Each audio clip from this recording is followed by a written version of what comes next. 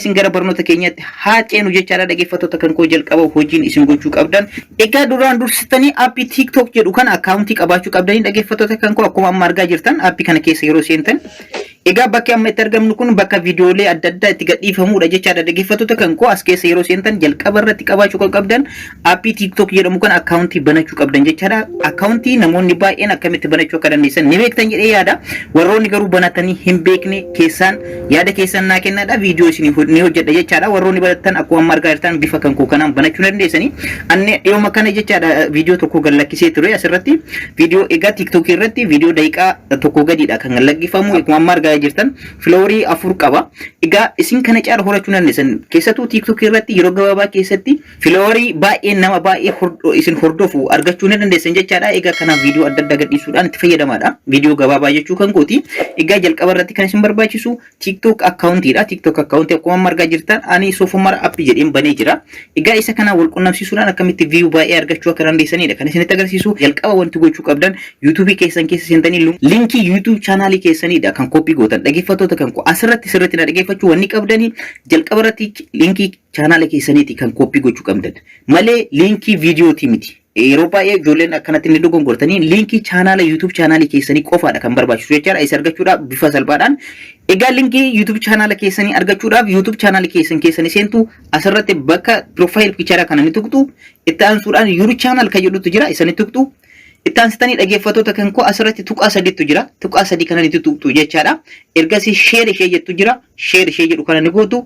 Ergasii copy link kan jedhu jira. Copy link ishee jedhu kana ni tuqxu jechaadha. Haala kanaan linkii chaanaala keessanii argachuu ni dandeessan jechaadha. Karaa baay'eedhaan argachuu ni dandeessanii asirratti wanti dagachuu hin qabne yeroo hundayyuu copy kan gootanii copy chaanaala keessaniiti malee copy viidiyooti miti jechuudha.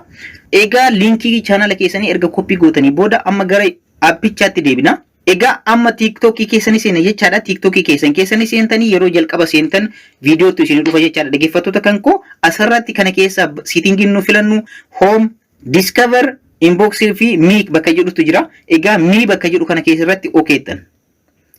Mi erga okee jettanii gara profile picture keessanii yookaan gara akkaawuntii keessaniitti isin fudhata jechaadha. Dhaggeeffattoota kan koo asirratti wanti tuqxan maalidha? Akkuma amma argaa jirtan gara edit profile kan jedhu jira isa okeettan. Egaa bifa kanaan isin bana jechaadha dhaggeeffattoota kan koo bakka kanarratti wantoota profile keessan edit gochuuf suuraa keessan jijjiiruu maqaa akkaawuntii keessanillee jijjiiruu ni dandeessanii asumarratti akka argaa jirtan Instagram na YouTube kan jedhu jira dhaggeeffattoota kan koo. Yeroo bira Instagram keessa wajjin akkamitti YouTube wal qunnamsiisuu akka dandeessanii fi TikTok illee Instagram keessa wajjin wal qunnamsiisuudhaaf filooral baay'ee argachuu akkamitti akka dandeessan isinitti agarsiisa. Har'a garuu YouTube dha waan ta'eef YouTube kanarratti add gochuudha jechaadha. Add YouTube to your profile kan jedhu jira isarratti okeettan. Egaa akkuma argaa jirtan dhaggeeffattoota kan koo iimeelii chaanaala keessanii filadha isiniin jedha. Kanaaf iyyuu isinis iimeelota qabdan keessa iimeelii chaanaala keessaniiti kan filattan jechaadha. Anama fakkeenyaaf ni filachiisa jira. Isa kan koo ni filadha jechaadha.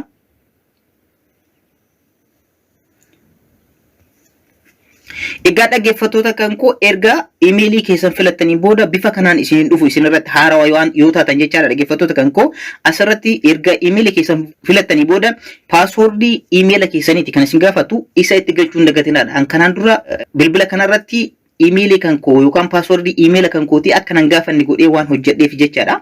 Kanaaf immediately fudhatee jira. Isinirratti garuu paaswoordii isin gaafata jechaadha. Steepii san asirratti hin argattanii isin garuu akkuma achirratti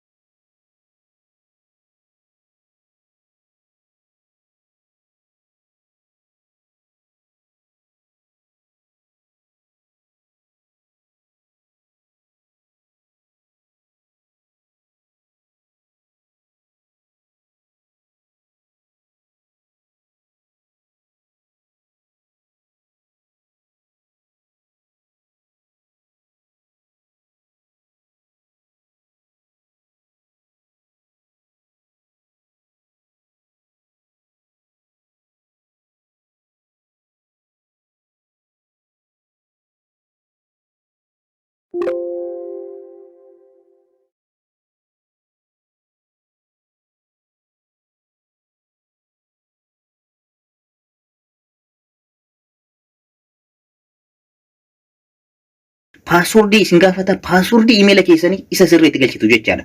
Ergasii bifa kanaan isin dhufa jechaadha. Dhaggeeffattoota kan koo akkuma margaa jirtan view your YouTube account dha. Egaa account keessanii ilaaluu dandeessanii. Egaa asirratti this will allow TikTok to will isin jedha. Kana jechuun maalidha? Asirratti bifa kanaan TikTok keessanii wajji wal qunnamsiisuudhaa fi eenyummaa keessan beekuu waan barbaaduu fi TikTokiin asirratti permission kennitaniif jechaadha. Permission kana allow gootan.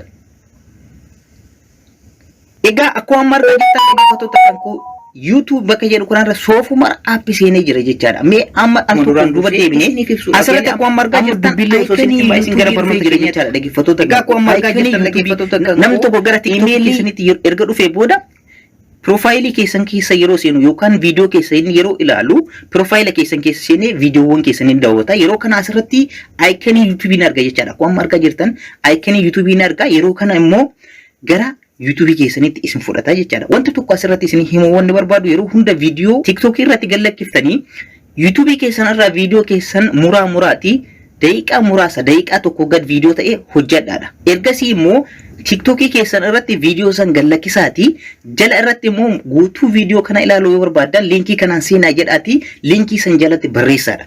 Egaa isiniif gala jedhii yaada dhaggeeffattoota kan koo TikTok keessan irratti viidiyoo hojjettan kan YouTube keessan irra galakkiftan keessa muraati viidiyoo daqiiqaa tokko gadi hojjedhaati.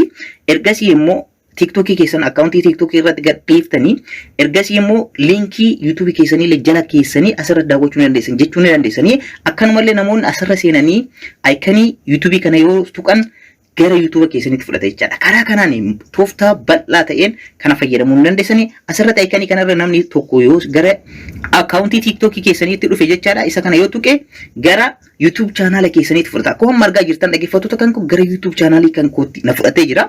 Asumarratti subscribe akka godhu akka viidiyoo keessanillee namni isiniif ilaalu carraa baay'ee laata jechaadha. Dhaggeeffattoota kan koo akkuma margaa jirtan egaa bifa kanaan fayyadamuu ni dandeessu jechaadha. Egaa dhaggeeffattoota kan koo qophii kan koo har'aa keessatti akkamitti YouTube keessan TikTokidhaan wal qunnamsiisuudhaan view fi subscriber baay'ee argachuu karaa ittiin dandeessan isin agarsiisee jira. Garuu hamma tokko isin akka hubattaniif malee isin akkaawuntii TikTok yoo qabaattanii filoowara baay'ee argachuu ni dandeessan yeroo gabaabaa keessatti jechaadha. Namni filoow isin godhe sun TikTok keessan irratti akka gara YouTube keessanitti illee affeeramuuf akkanatti liinkii YouTube keessanii haala kanaan kaa'uudhaan nama affeeruu ni dandeessan jechaadha. Egaa barnoota kan koo kanarra qabadhee dhufe kanuma fakkaata. Egaa warroonni chaanaalii kana haarawaa taatan subscribe gochuu hin dagatinaa. Akkanumallee mallattoo notification tuquudhaan ol irra godhaadha. Yeroo hunda viidiyoon an galakkisu akka isin ga'u gochuu ni dandeessanii. Viidiyoo kanallee like gochuu hin dagatinaa. Horaa bulaa.